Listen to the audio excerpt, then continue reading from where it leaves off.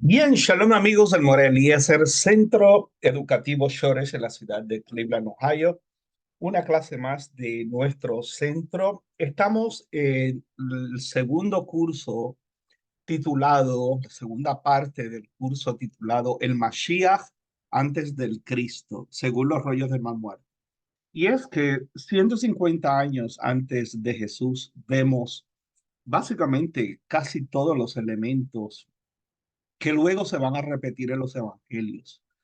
Y la verdad es que el mundo no sabía de esto hasta el 1947, hasta el 1954, en 11 cuevas que se encuentran pues cerca de 1000 documentos, la mayoría de ellos escritos en hebreo y arameo, un 2% en griego, y surge un personaje llamado el Maestro de Justicia dentro de una de las probablemente múltiples comunidades esenias, pero esta en particular es llamada Yahad, y la cual los miembros de esa comunidad necesitan una iniciación y un proceso de estar a pruebas para poder ser parte de esa comunidad. En este segundo curso vamos a hablar del Mesías sacerdote, que el cristianismo no habla mucho de eso, el judaísmo menos tampoco, debido a estos 2000 años sin templo. Y dentro de la literatura del Segundo Templo, altamente escatológica y pudiéramos decir en parte también mesiánica, es los esenios, los cuales los evangelios no nos dicen absolutamente nada. Es claro que ni Jesús ni Juan el Bautista están en esta literatura, pero también es claro que hay muchísimos elementos que luego vamos a ver en lo que pudiéramos llamar un prototipo del cristianismo judío, no del cristianismo. El cristianismo como tal es algo posterior. A veces personas pues han reaccionado a mis videos. Primero quiero decir que esto no son ideas mías. Yo me fundamento bastante bien en lectura, en literatura, de buenas fuentes. Aún cuando hay un erudito que pues ha sido altamente criticado, vamos a poner a lo mejor el caso más que de James D. Tabor de Robert Eastman, pero también he considerado el trabajo y no todo lo que Eastman dice eh, quiere decir que no se deba de considerar por tener, pues, al igual que Lawson, al igual que James D. Tabor o James D. Tabor, que pues sí ponen al maestro de justicia probablemente mucho más tarde.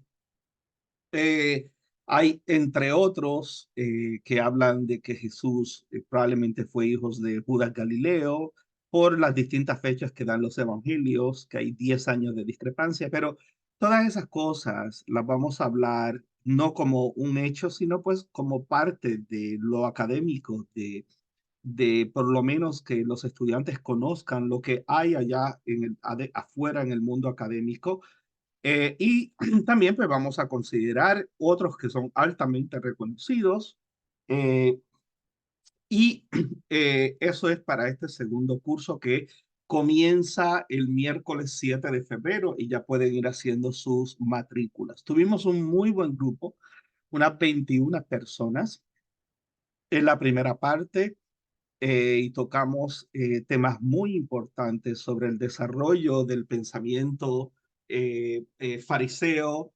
esenio, saduceo, y dejamos la cuarta filosofía fundada por Judas el Galileo para este segundo curso, y las Jodayot, que son los himnos de autoexaltación del Maestro de Justicia, el cual pues sus seguidores y él afirma estar lleno del Espíritu Santo, lleno de la sabiduría de Dios. Nadie ha sufrido más que él.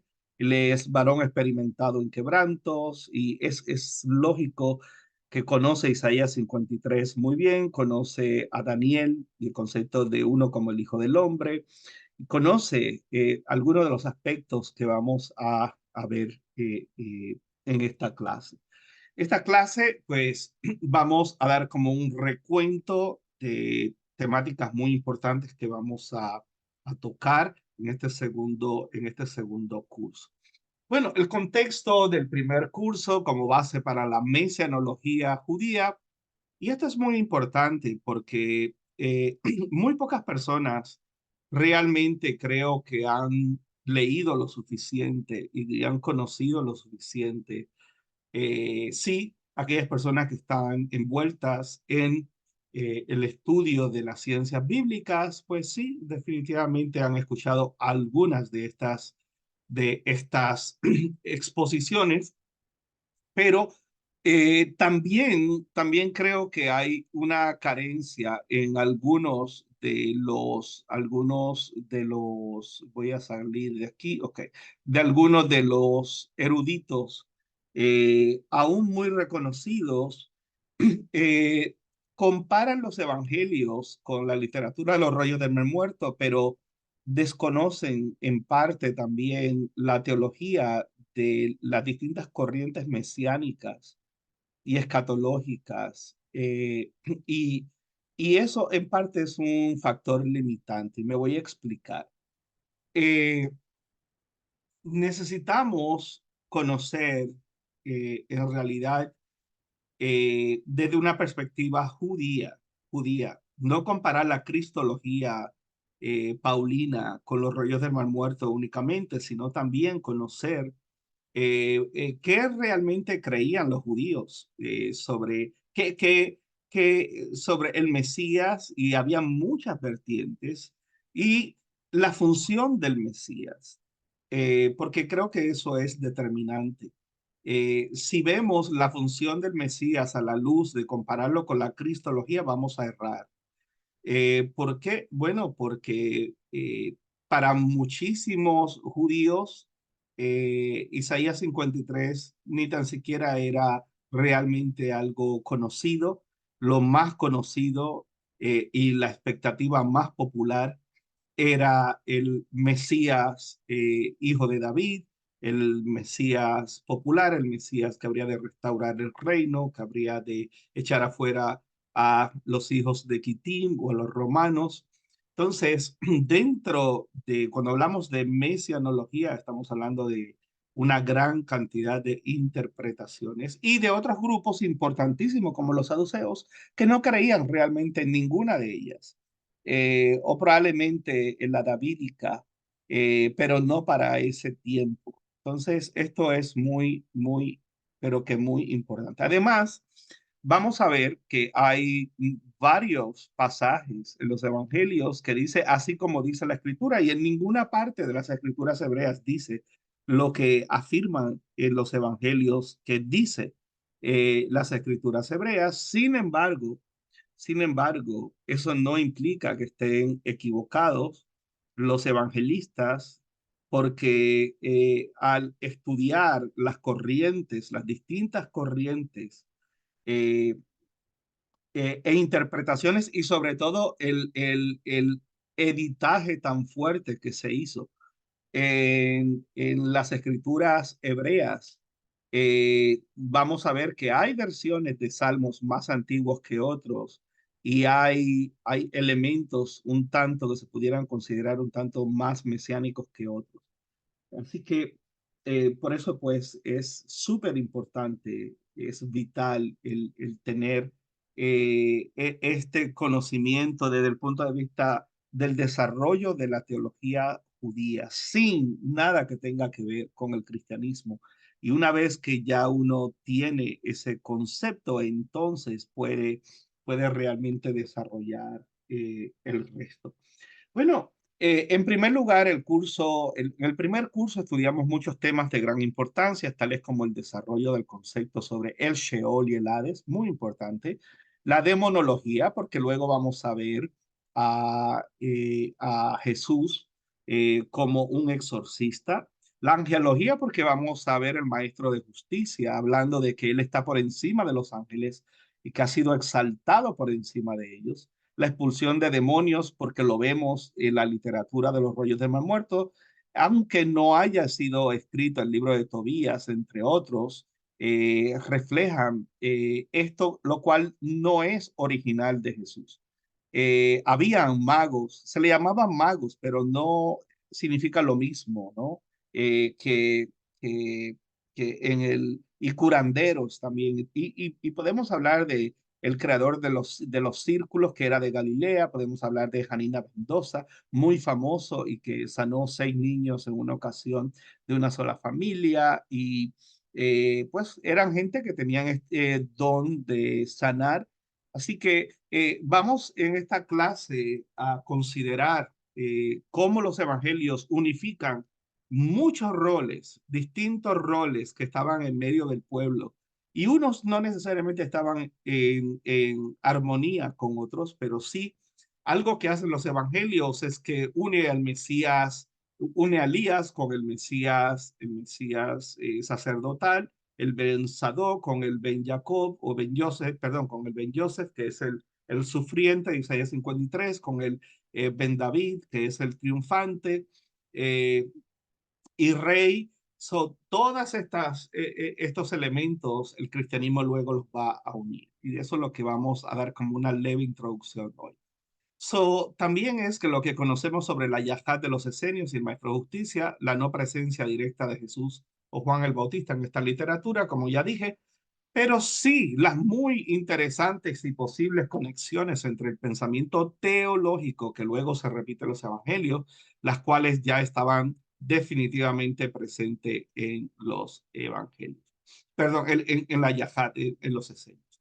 So, un enfoque en la mesianología judía, y eso es lo que hacia ahí es donde quiero llevarlos. Ahora, en este segundo curso vamos a buscar algunas conexiones entre el pensamiento escatológico de algunos esenios. ¿Por qué esto es importante? Bueno, porque ellos estaban fundamentados altamente en las fórmulas matemáticas y en los cálculos proféticos basados, fundamentados en el libro de Daniel. Y las expectativas de esa escatología o eventos del fin, especialmente lo vamos a comparar con Jesús, el cual también creía que en su tiempo iba a suceder estas cosas. La de Pedro, que la gente luego va, en las cartas de Pedro le dicen, bueno, murió mi abuelo, murió mi papá, yo estoy por morir y Jesús no regresó. Entonces, Pedro en las cartas o el escritor que haya sido, reacciona hacia esa realidad y esas inquietudes. Y lo vamos a ver también en Juan, por el Apocalipsis de Juan, eh, y en la teología paulina también, que bueno, que pensaba que todas esas cosas, si nosotros los que hemos quedado seremos transformados en un abrir y cerrar, él pensaba que igual que los esenios, que esta era la última generación y era ya que la destrucción del templo, también algunos pensaban que la destrucción del templo iba a venir acompañada con los eventos del tiempo final. Y luego pues se dieron cuenta que no fue así. Vino otra revuelta con Bar Kokhba y con Akiva en el 133 al 130 y finales del 134, comienzo del 135. Y finalmente se dejó de mirar hacia el horizonte profético, se empezó a mirar hacia arriba y ya los textos van dirigidos a un Mesías que no es humano, sino un Mesías que es divino, a un reino que no es davídico, sino que es del cielo, y que en algún momento aspiracionalmente en el futuro se ha de cumplir. So, para estos, al igual que los esenios, el cumplimiento de la destrucción del segundo templo estaría acompañada de los eventos del tiempo final, lo cual todos sabemos que no ocurrió y que aún estamos aquí. En esta ocasión vamos a ver en este segundo curso, vamos a añadir a un erudito del Nuevo Testamento, en historia del Nuevo Testamento, a Dale Allison, a Dale Martin, y vamos a ingresar a Bart Ehrman, a Rosen Sevi, a Israel No, Michael Weiss y John Collins por primera vez y David Davis Ripp. So, estos son los que más énfasis le vamos a dar, los cuales no le dimos énfasis en el primer curso. y entre otros que se especializan en la historicidad y en el texto del Nuevo Testamento con el fin de revisar el pensamiento cristiano y el escéptico sobre estos temas a la luz de también las expectativas que sirvieron de base, tanto para Jesús como para Pedro, como para Juan, como para Pablo, como para la gente, sirvieron de base para el desarrollo de los pensamientos, de los varios pensamientos escatológicos. Eh, Vamos a ver cuatro aspectos en la mesianología populista en tiempos de Jesús. Por otro lado, hay que estudiar a profundidad las vertientes y expectativas populistas, lo que el pueblo pensaba, ¿no? Lo que el pueblo escuchaba sobre el concepto del Mashiach.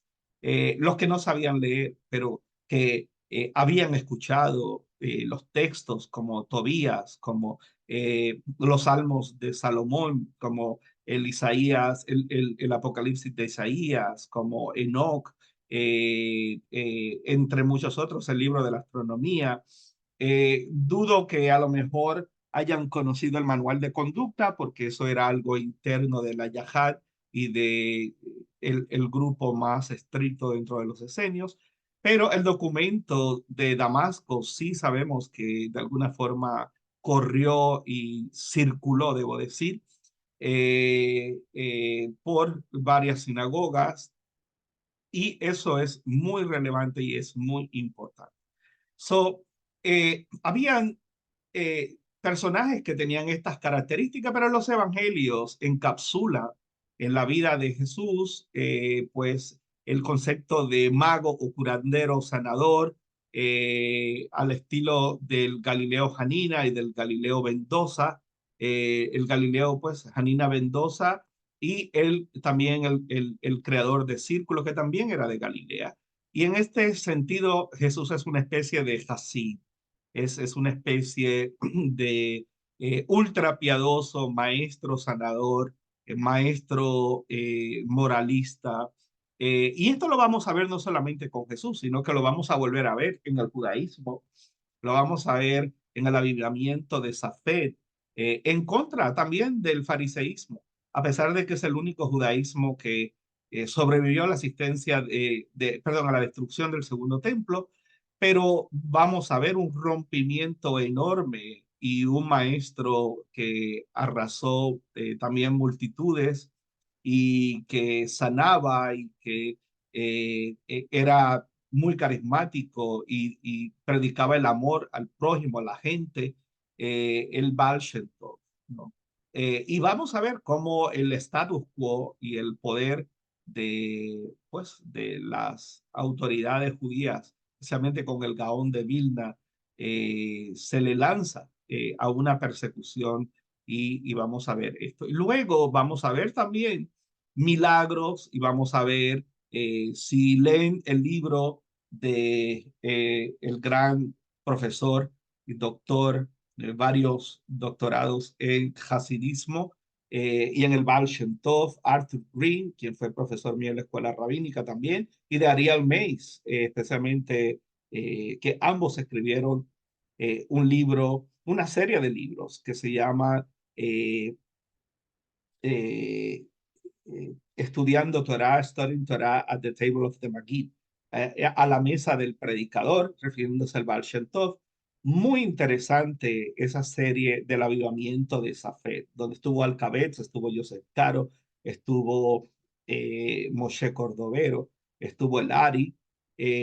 Así que eso es Luria, pero es muy, pero que muy interesante, milagros y situaciones que pues se presentaban precisamente en Galilea, Safed, de donde salieron la gran mayoría de aspirantes al Mesías.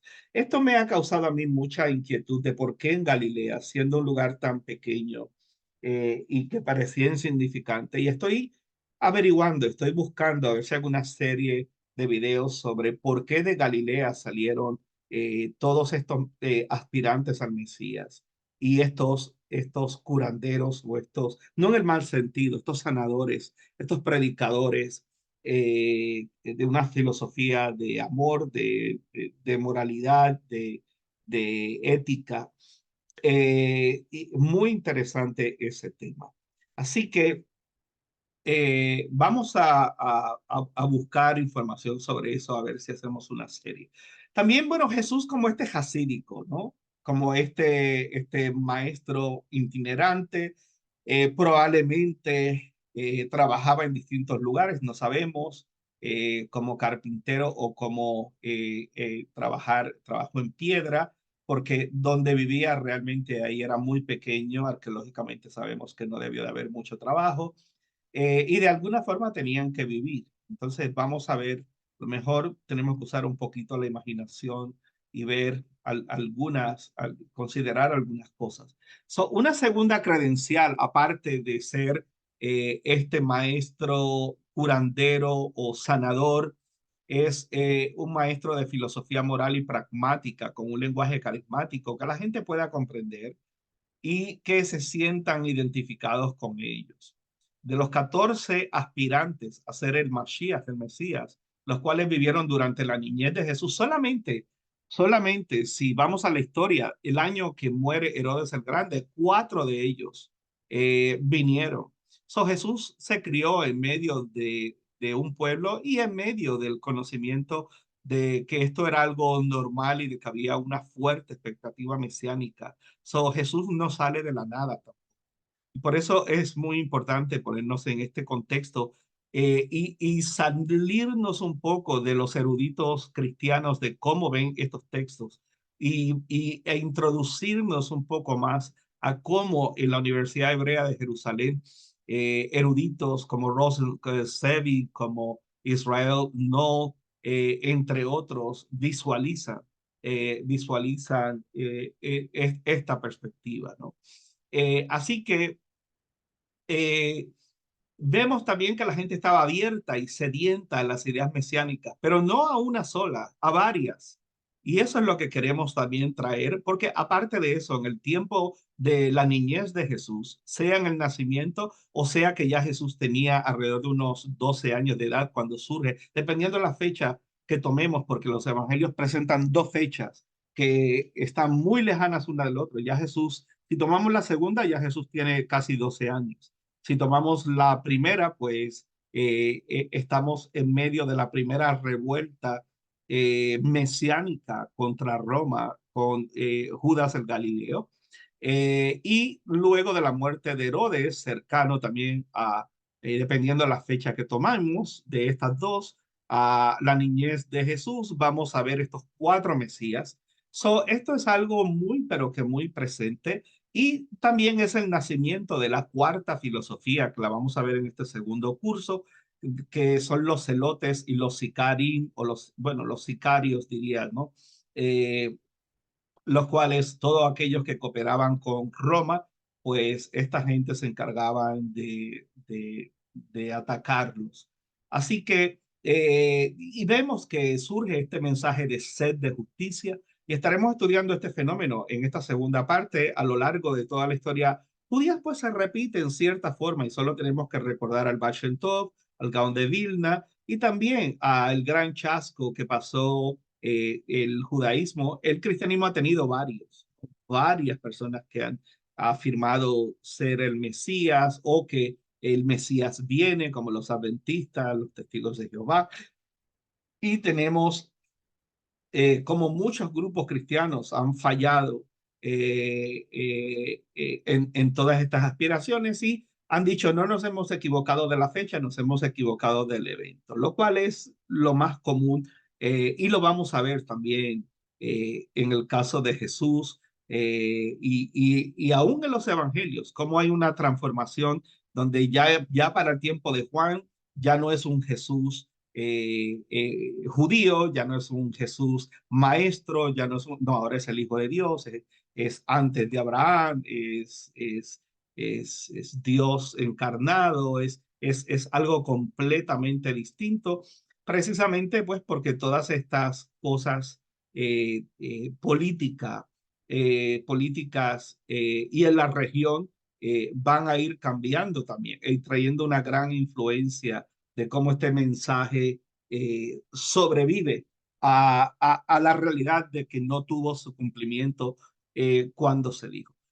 Un tercer elemento que vamos a ver en este curso sobre Jesús es maestro como Hillel el anciano, porque en el sermón del monte y en muchos de los dichos de Jesús es puro Hillel.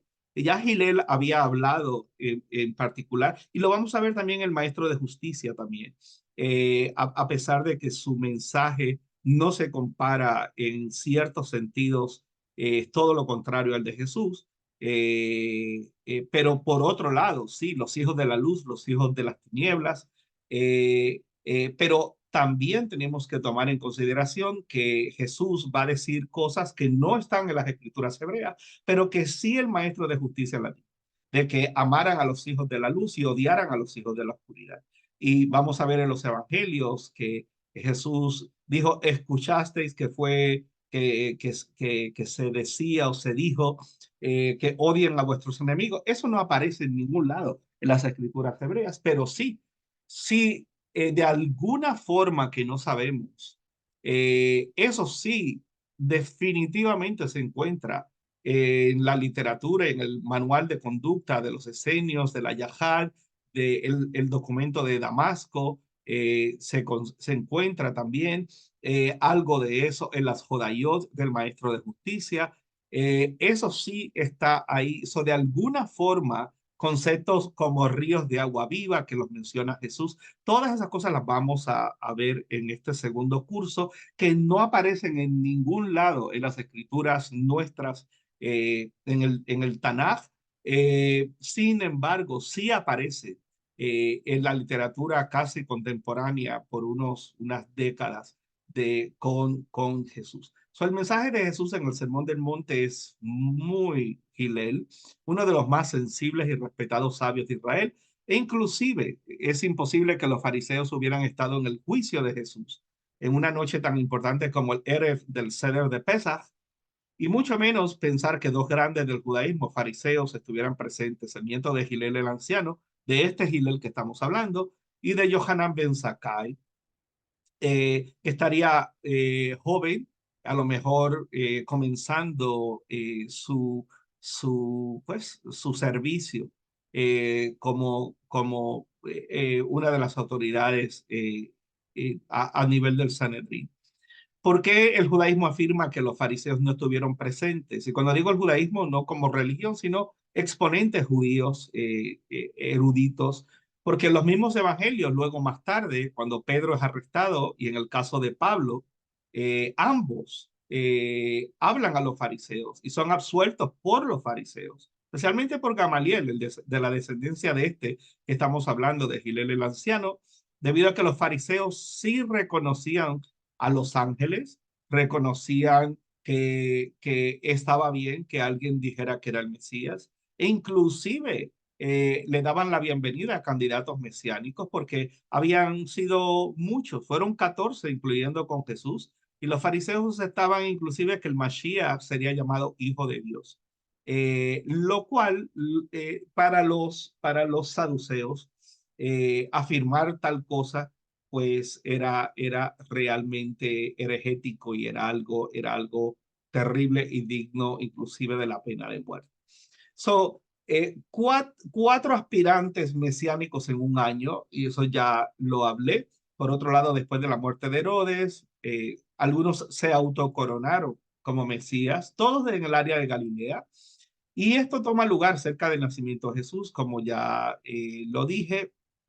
Así que eso es realmente muy, pero que muy, muy importante que podamos, e hice un video sobre este tema también, de que los fariseos no estuvieron en el juicio de Jesús, así que pueden ir al canal y pueden buscar ese video, que el título es bastante claro, y se pueden suscribir y le pueden dar like si pues consideran que les sirve esa información.